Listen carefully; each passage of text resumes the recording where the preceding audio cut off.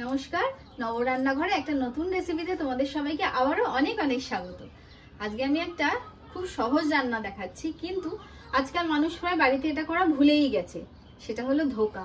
ধোকা শুনলেই সবাই কেমন যেন একটা আটকে ওঠে, ভয়। বাড়িতে ধোকা বানাবো, হয় ধোকার যে প্রিমিক্স গুলো পাওয়া যায় ওগুলো কিনে এনে বানায়, নয়তো দোকানে তো ধোকা ভাজা কিনতেই পাওয়া যায়, সেগুলো নিয়ে সে ঝোল করে বানিয়ে দেওয়া হয়। কিন্তু আমি যেভাবে বানাবো আজকে ধোকাটা, যদি তোমরা একবার ট্রাই করো তাহলে বলবে সত্যি খুব সহজ ধোকা বানানো। তখন যখনই চাইবে তখনই কিন্তু পট করে ধোকা বাড়িতেই বানিয়ে নিতে পারবে। আর বাড়ির বানানো ধোকা মানেই তো সেটা স্বাদও আলাদা হবে, কারণ তুমি ভালো ডাল ভালো মশলা ইউজ করছো, প্লাস ধোকাটা যেটা বাইরে ভাজা হয় যে তেলটা, ওটাই মোটেও কিন্তু হেলদি নয়। আর তুমি যখনই বাড়িতে ভাজবে সেটা তো অবভিয়াসলি হেলদি হয়ে গেল না, কারণ তোমার বাড়ির তেলটা খুবই পিওর আর খুবই খাঁটি। তো চলো ধোকাটা বানাই। তো চলো রান্নাঘরে চলে এলাম। আর ধোকা যখন বানাবো, ডাল নিয়েছি আমি আজকে দু রকমের ডাল নিয়েছি। এই দেখো, এখানে আছে মটর ডাল আর ছোলার ডাল। দুটো ডালই কিন্তু সমান পরিমাণে নেবে। আমি 100 গ্রাম মটর ডাল নিয়েছি আর 100 গ্রাম ছোলার ডাল নিয়েছি। সেটাকে ভালো করে ধুয়ে সারা রাত জলে ভিজিয়ে রেখে দিয়েছিলাম। তোমাদের এবার যতটা ডালের প্রয়োজন তোমরা ততটা ডাল নিয়ে নেবে, কিন্তু দেখবে যেন দুটো ডালের পরিমাণই সমান সমান থাকে। এই যে বললাম আমি 100 গ্রাম ছোলার ডাল 100 গ্রাম মটর ডাল নিয়েছি। তো চলো এইটাকে এবার বেটে নেব, কিন্তু বাটার জন্য কতগুলো জিনিস এর মধ্যে দিতে হবে সেগুলোই দেখে নিই। এবারে ডালটাকে মিক্সির বাটিতে দিয়ে দিচ্ছি।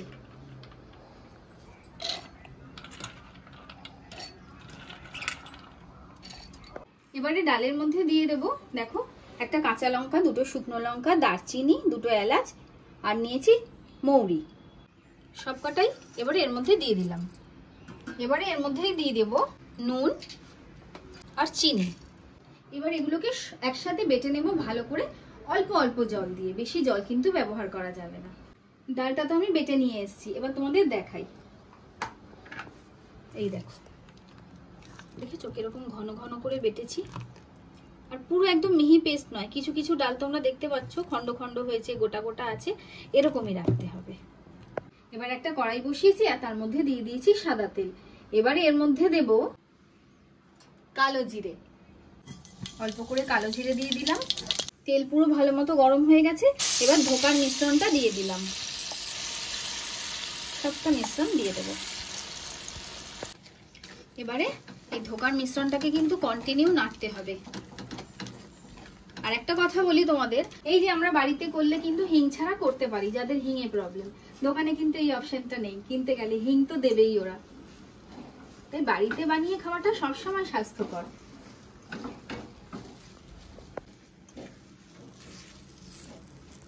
আস্তে আস্তে জমে যাচ্ছে ডাল বাটাটা, দেখেছো? আমার এই ধোকার পুর কিন্তু একদম তৈরি, দেখতে পাচ্ছ এক জায়গায় আট বেঁধে গেছে আর ডালের কাঁচা গন্ধটাও চলে গেছে। এরকম হলেই তোমরা বুঝবে ধোকার পুর কিন্তু রেডি। এবার একটা ট্রে নিয়ে নিয়েছি, এটাকে কিন্তু আমি তেল মাখিয়ে নিয়েছি। এর মধ্যেই আমি ধোকাটাকে ঢালবো। এবার তোমাদের এরকম ট্রে না থাকলে গোল থালার মধ্যেও তেল মাখিয়ে নিতে পারো। থালার মধ্যে সবটা ডাল নামিয়ে নিলাম। এরকম ভালোভাবে প্রেস করে করে পুরো থালাতে কিন্তু এটাকে আমি ছড়িয়ে দেবো চেপে চেপে। খুন্তি দিয়ে চাপার পরে এবার এরকম ভাবে হাতের ব্যবহার কিন্তু করতেই হবে। হাত দিয়ে ভালো মতন করে ধোকাটাকে চেপে নিতে হবে, তবে কিন্তু সমান আর পুরো সব জায়গাতে সমানভাবে স্প্রেড হবে।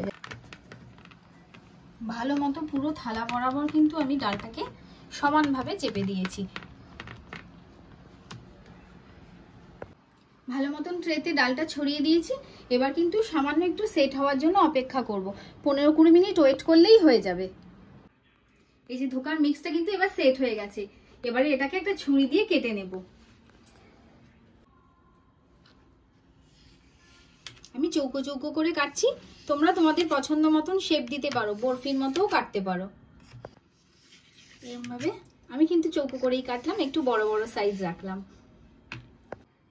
দেখো এরকম হয়েছে ধোকাটা, আর বুঝতেই পারছো আমি চৌকো চৌকো করে কেটে নিয়েছি।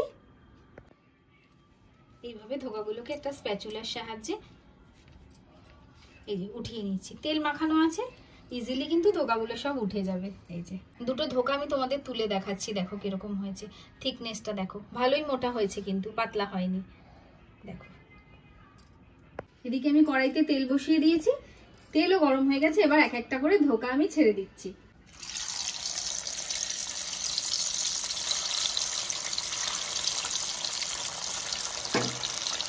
নিরামিষের দিনে এরকম গরম ধোকা কিন্তু তোমরা ডাল ভাত আলু চোখার সাথে এমনিই খেয়ে নিতে পারো।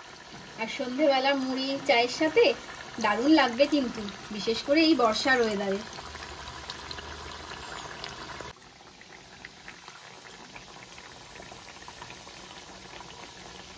একটু ধোকাগুলোকে উল্টে দিচ্ছি।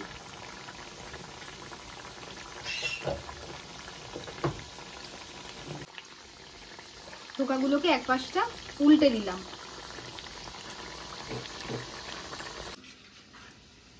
ধোকাগুলো সব লাল লাল করে ভেজে নিয়েছি, এবার থালায় তুলে নিচ্ছি।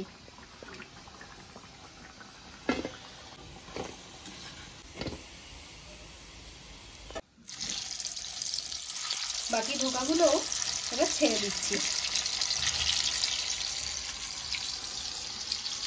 এইভাবে ধোকাগুলো তোমরা ভেজে ঠান্ডা করে কন্টেনারে স্টোর করতে পারো 2 দিন পর্যন্ত। তারপর গরমটা তো এমনিও ভাজা খেতে পারবে, আর বাকিটা তোমরা তরকারি করতে পারবে। এই দেখো সব ধোকা কিন্তু আমি ভেজে নিয়েছি। তাহলে কেমন লাগলো তোমাদের এই সহজ সরল ধোকার রেসিপিটা আমাকে কিন্তু অবশ্যই কমেন্টে জানিও। আর তোমরা যারা ধোকা বানাতে বাড়িতে ভয় পেতে, আশা করি আর ভয় লাগবে না, কারণ এত সহজভাবে ধোকা বানালে কারোর কি আর ভয় লাগতে পারে? তাহলে চটপট তোমরাও কিন্তু একদিন ট্রাই করো আর আমাকে কমেন্টে জানিও যে রেসিপিটা তোমাদের কিরকম লাগলো। আর যদি ভালো লেগে থাকে তাহলে অবশ্যই একটা লাইক কমেন্ট শেয়ার করো। আর আমার চ্যানেলটাও নতুন, আর যারা তোমরা নতুন দেখছো তারা অবশ্যই চ্যানেলটাকে সাবস্ক্রাইব করে দিও। তো চলো আজকের মতো টাটা, সবাই সুস্থ থেকো, ভালো থেকো, সাবধানে থেকো। দেখা হচ্ছে অন্য আরেকদিন একটা নতুন রেসিপির সাথে।